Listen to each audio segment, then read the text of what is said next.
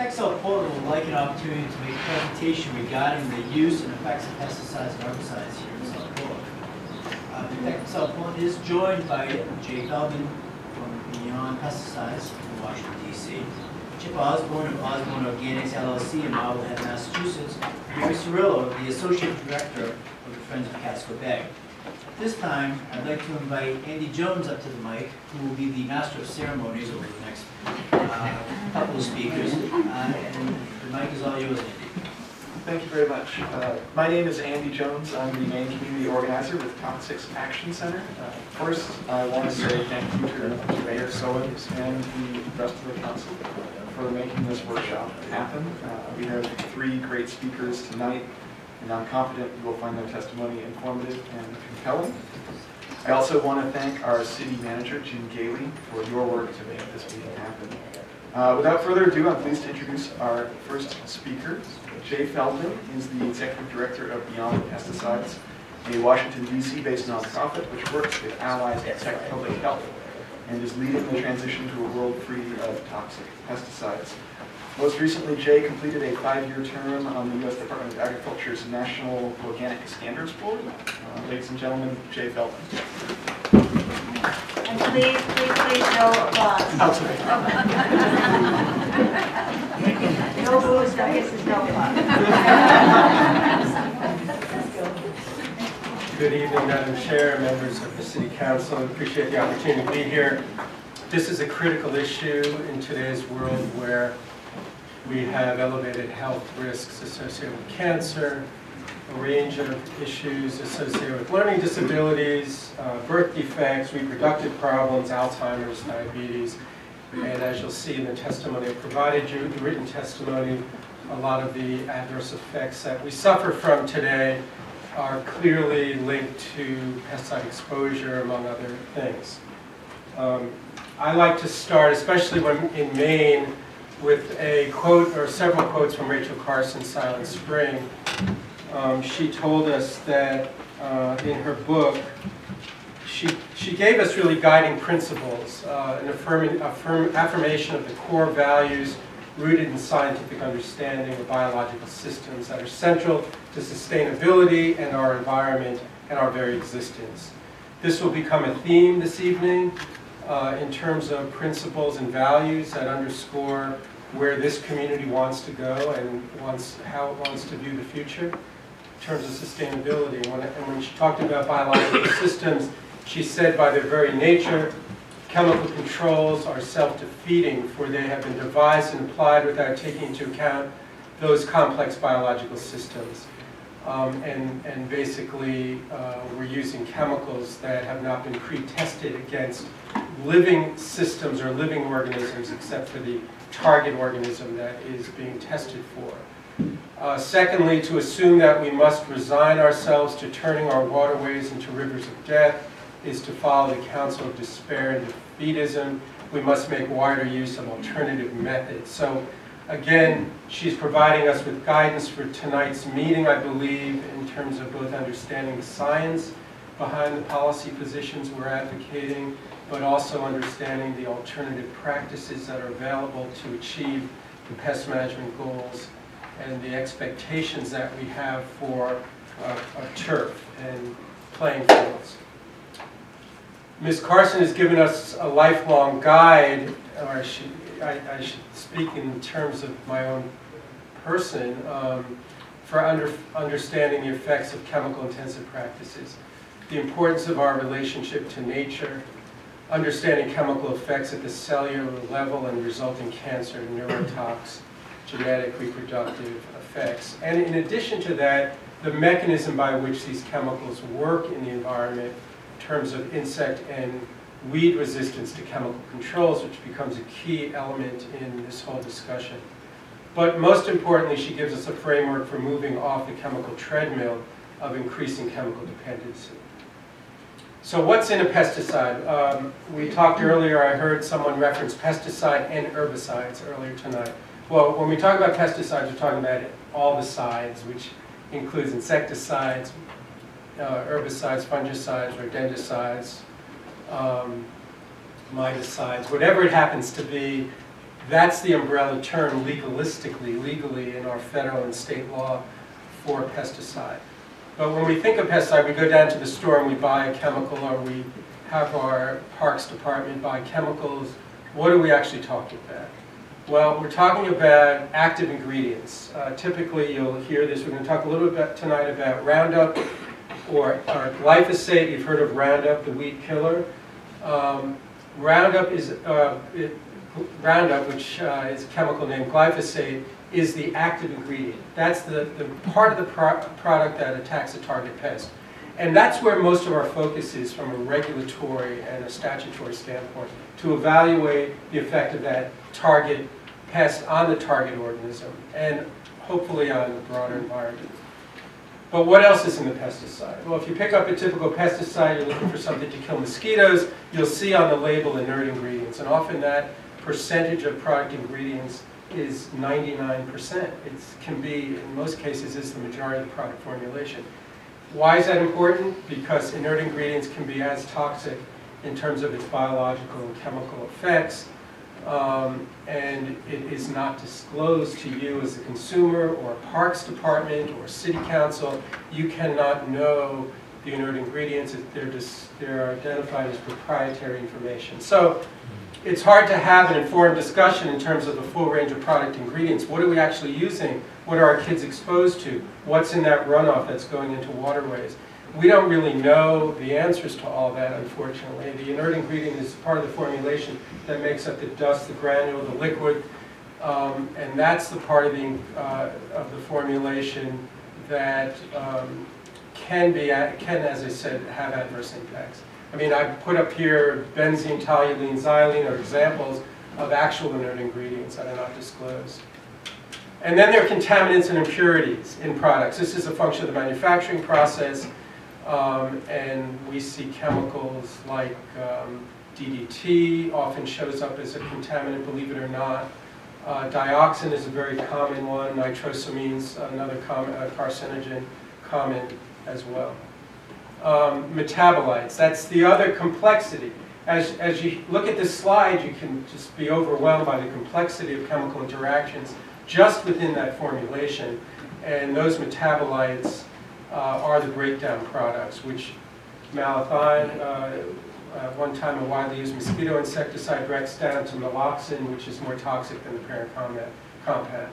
Remember, the regulatory system is looking at that first line, active ingredients. That's where the review is focused. That's where most of the money is spent in terms of regulation. So what I want to do, hopefully pretty quickly here, is give you a sense of why is a community group coming to you? You're not scientists, you're not regulators in that sense, you're policymakers. Why are we coming to you to ask you to get involved in this situation? Well, it really goes back to the federal law. We are all extremely reliant on the federal law that allows the registration of these pesticides. And it behooves us at the community level, when questioning or evaluating that law, to make determinations based on our community values, our sense of our principles, whether we feel adequately protected by that. And then also, as we'll hear from speakers after me, whether those materials are actually needed to achieve the pest management goals, to achieve our expectations as a community.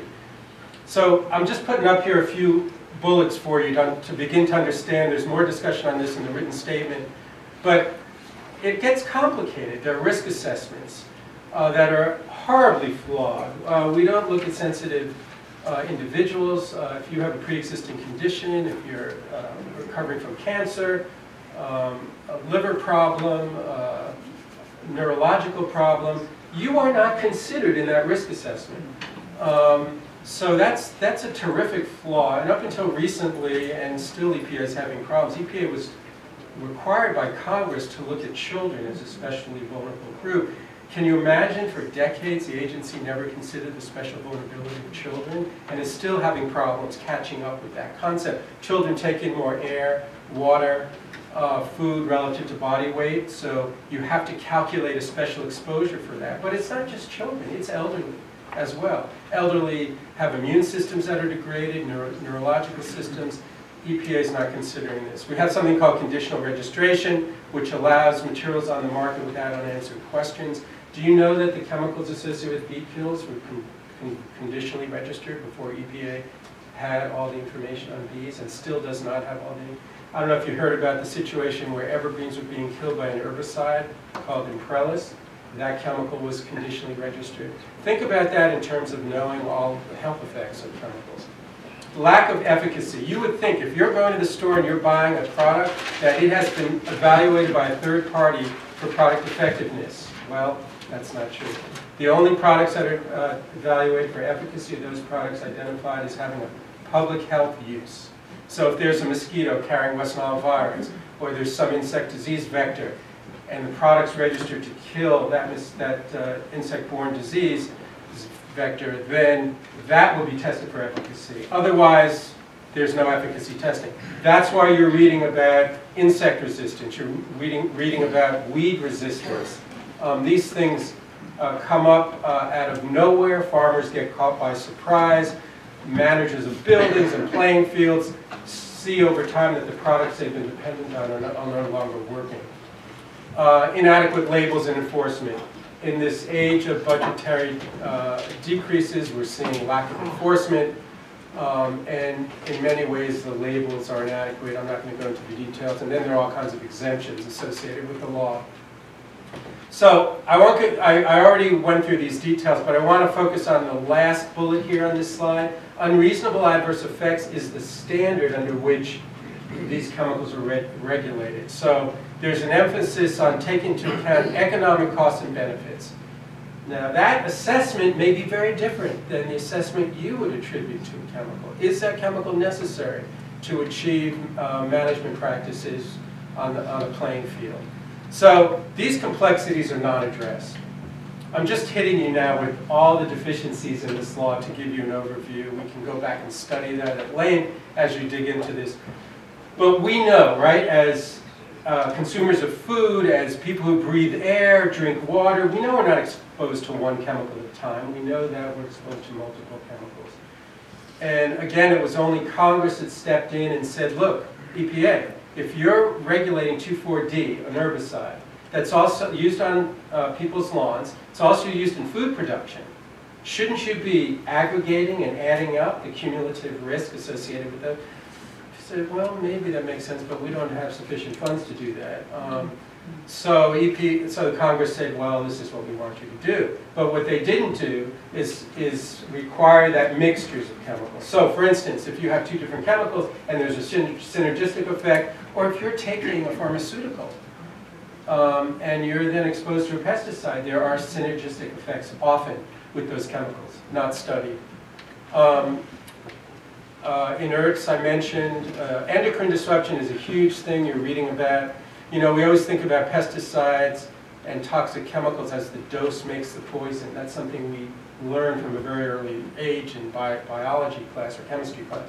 Well, it turns out with endocrine disruptors, there's something called an inverse dose-response curve. It's not a straight line like this. It goes like this because the dose is seen at very minuscule doses.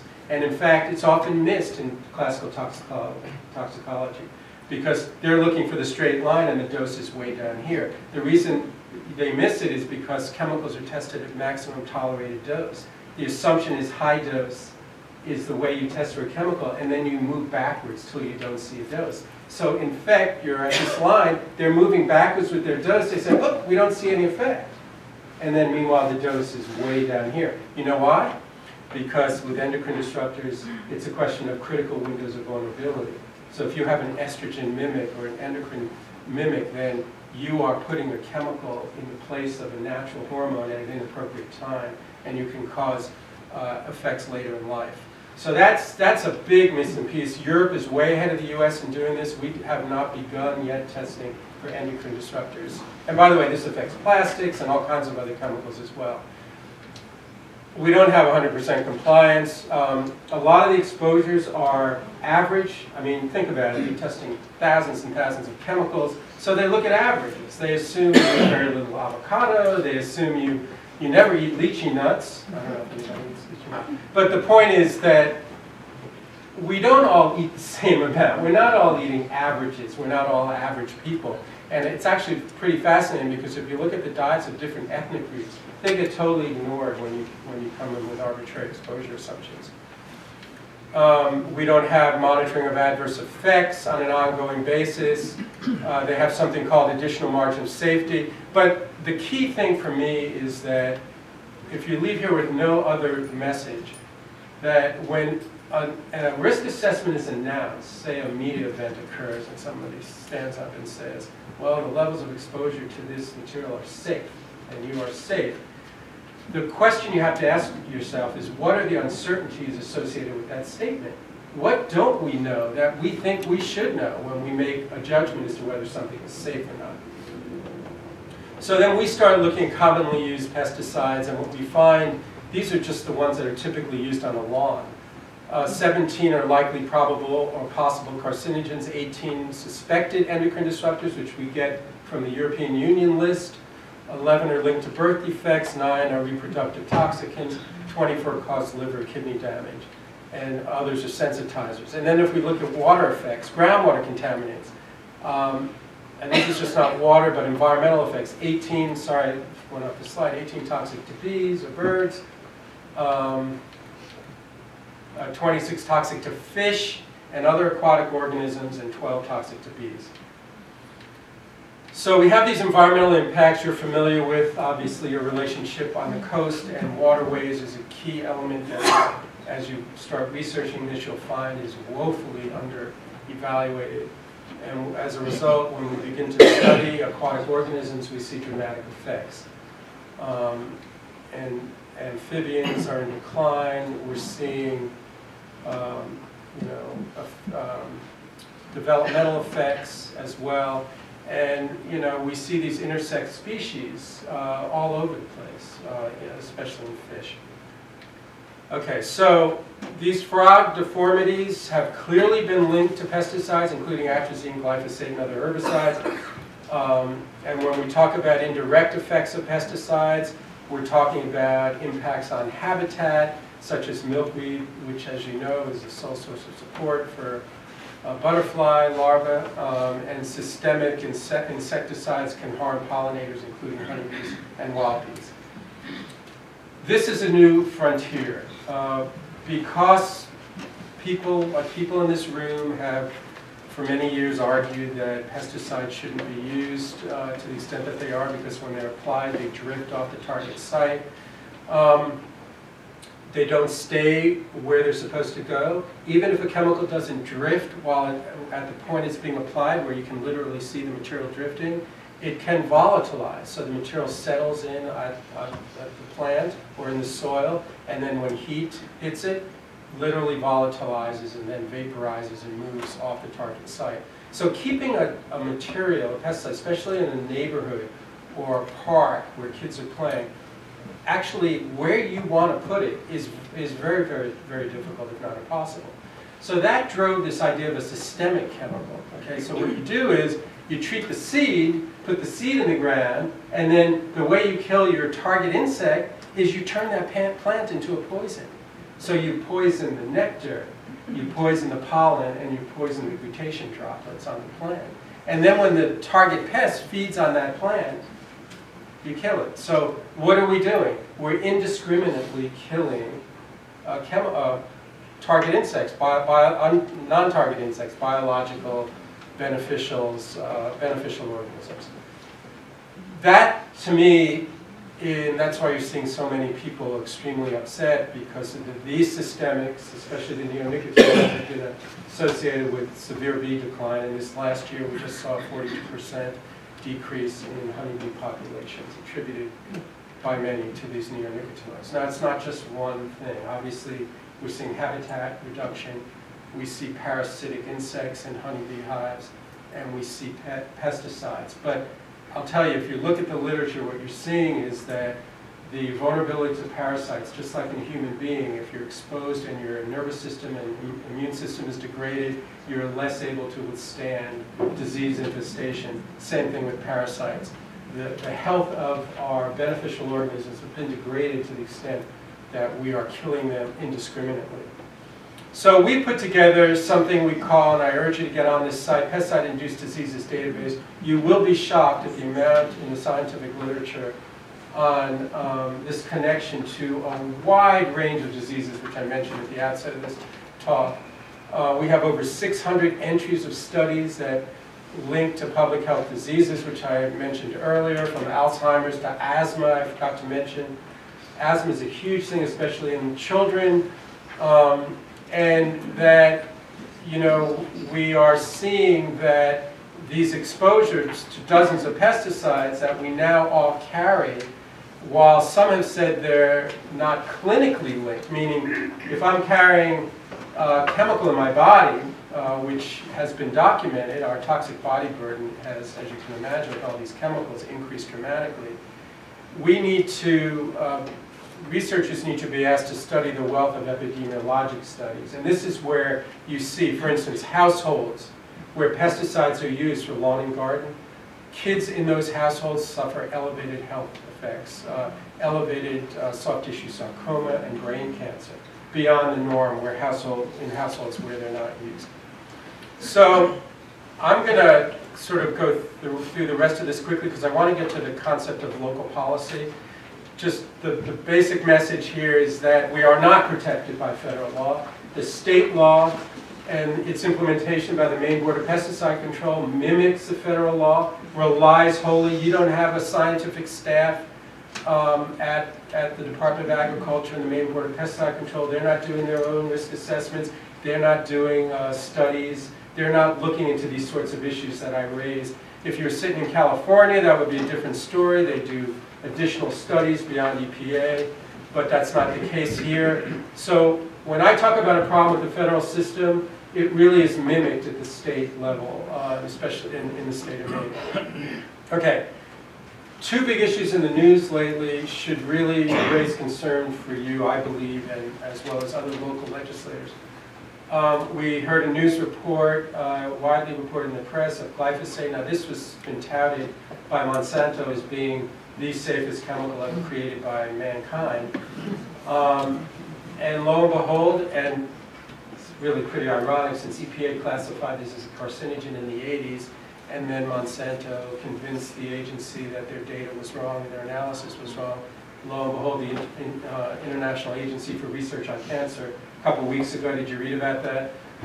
Classified this as the highest order carcinogen based on laboratory animal studies. You cannot get a more potent carcinogen. Same with the neonicotinoid pesticides. Looked at the same data EPA has.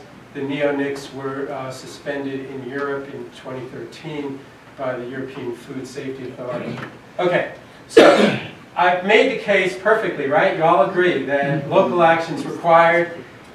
It's really important for a body, this august body, to engage on this issue. And in its wisdom, the federal government said, yes, go at it.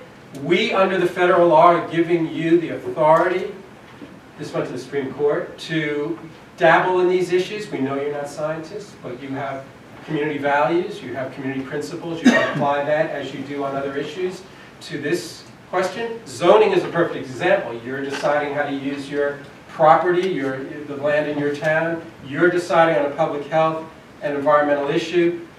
All the states have that authority, or localities have that authority across the country, except now only 7 states retain that authority, because in their wisdom, the rest of the country decided to preempt local jurisdictions. Not Maine, not Maine. Maine decided, in its wisdom, that it was going to retain local authority for this jurisdiction as well as all others. So local authority is a very important thing. It's not as clear-cut as it would seem.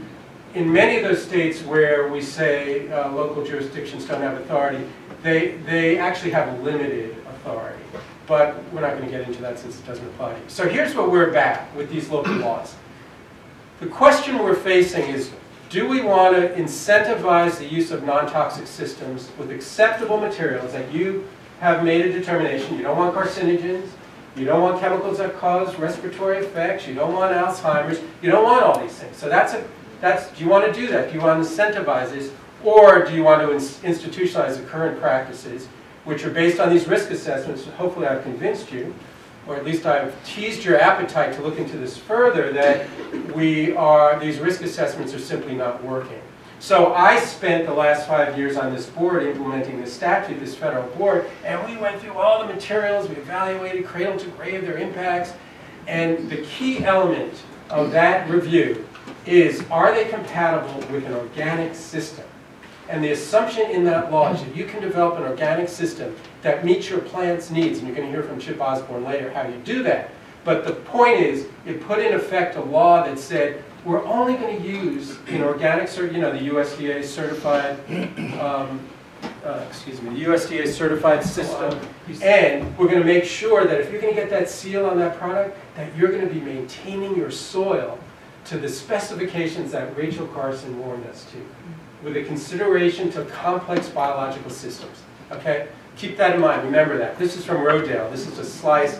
They're looking on the left is a conventional, and they have side-by-side longitudinal studies, and so that's a real conventional system versus an organic system. So you see all the organic matter, which Chip is going to talk about. Chips, Field, and Marblehead.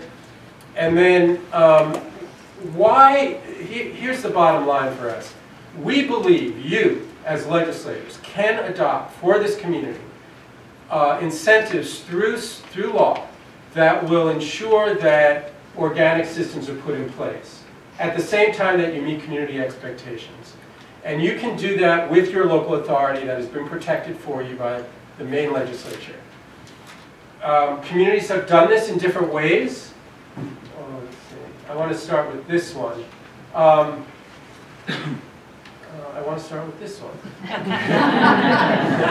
This one makes the most sense to start with here, of course, because this community, after a long debate, put this on as a ballot initiative and said to the community, look, we don't think we need these things. We don't need cosmetic pesticides because we have a whole list of pesticides that are acceptable. They're called 25B pesticides. And we can define acceptable practices and meet expectations by prohibiting all chemicals except for those that are allowed in organic systems, or I mentioned organic compatible. You can get that through this Organic Materials Review Institute. There actually are many of them are on the label. And you can, adopt practices that meet community needs. Now, this had been done previously in Maryland under the Safe Grow Act. Very similar, different language. Now, this community has long been an advocate for clean air and so forth. They've been working for many years on restricting smoking in town, so it was not a far leap to go from a discussion of secondhand smoke and trying to curtail behavior in a way that doesn't cause involuntary exposure to your neighbor or to your friend inadvertently. And in so doing, they were able to apply that thinking to pesticides. And so here's the thing about Algonquin and Maryland. Two examples of two communities that decided that we don't think we can use pesticides safely in our town. We believe there are alternative methods that can achieve our pest management goal and meet community expectations, and therefore we are not going to allow these uses anywhere in town, whether it's public or private property. Now, before that, Camden, Maine, and about 20 plus other jurisdictions in the state focus their energies on public property. But as more of the science has come forward on bees, and as more of the science has come forward on the connection between pesticides and health, and as we learn more about involuntary exposure and the fact that chemicals move off the target site, we've extended this application to private lands, private and public lands, which is an important part of your debate. All these communities, Cuyahoga County, which is a huge county in Ohio, in northeast Ohio, as you may know, apply the concept of integrated pest management with a very, very careful definition that mimics organic. But we're basically at the end of my presentation, and thankfully we have one last quote from Rachel Carson, who said, "Can anyone believe it is possible to lay down such a barrage of poisons on the surface of the earth without making it unfit for all life?" So thank you so much for taking up this issue. You're to be commended for this deliberation, and appreciate all your work on this. Thank you.